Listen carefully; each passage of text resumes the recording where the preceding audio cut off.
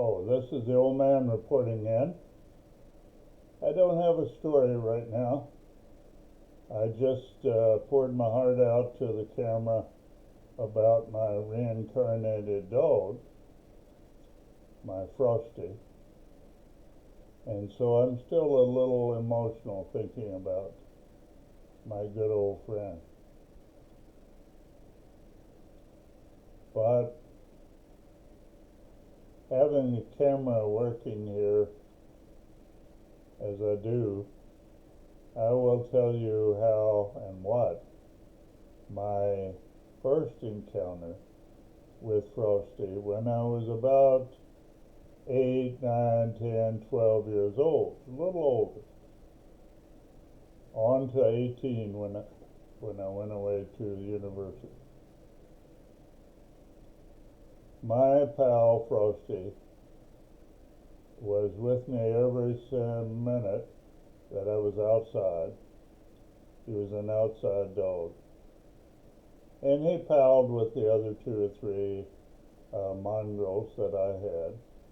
I love mongrels, and I had as many as my mother would allow at any time. 2, 3, 4 at max. But Frosty was the king of the hill, honored by the other dogs, given a position of honor, and left really out of the fights and alone. However, I mentioned to you that my friend Frosty would ride with me or run with me as I rode my bicycle to the neighboring house. I'm going to try using a different hand to gesture here. Let's see, there. We'll try that hand. Anyway, I would go to the neighboring house, and my neighbor lady, family, but the lady primarily, she had a black Cocker Spaniel as their dog wandering around the house. And my dear Frosty, a little bigger than the Cocker, he was, I guess he was a ladies' man, because he clearly liked that bitch, that female dog, black Cocker. And every time the Cocker would come into heat, and she would come into heat every time there was an opportunity. Every time she'd come into heat, she would draw from who knows how many miles around a whole passel of other dogs. 5, 10, 15 perhaps. Mongrels from other homes that would come over and sniff around the beautiful black Cocker. But I watched this carefully because I love my dog and I did not want him to get hurt.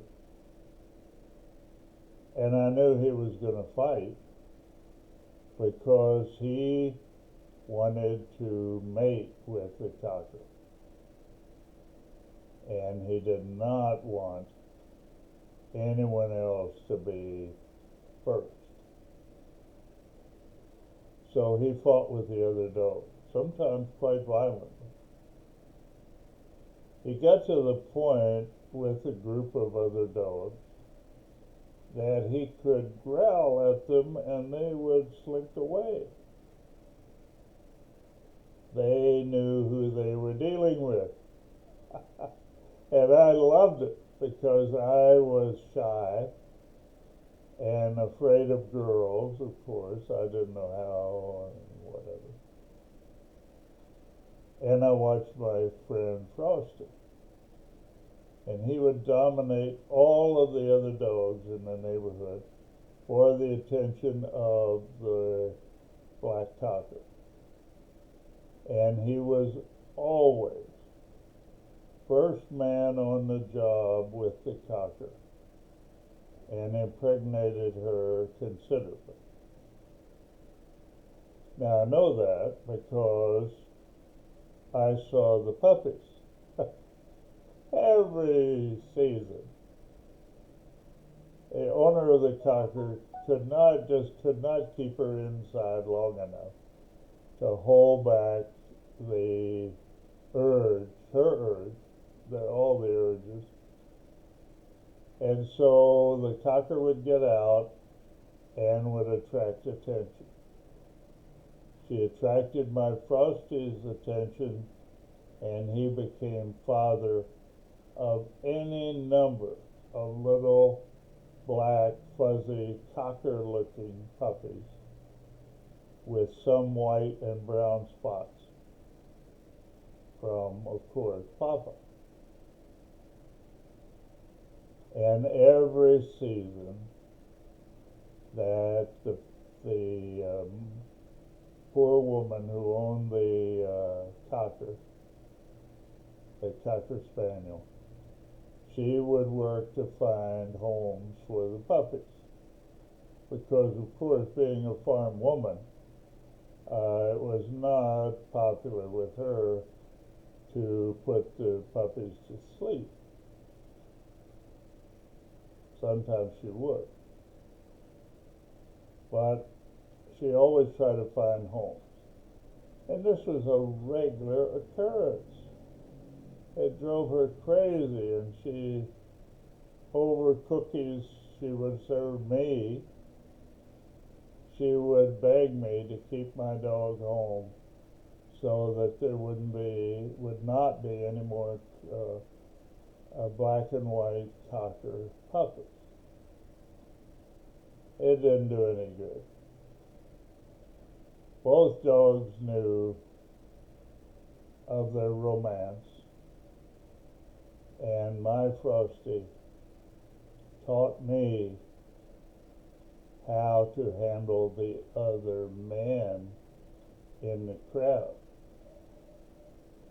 Because what I learned is, if you want to be top dog, you've got to act the act, walk the walk, and talk the talk.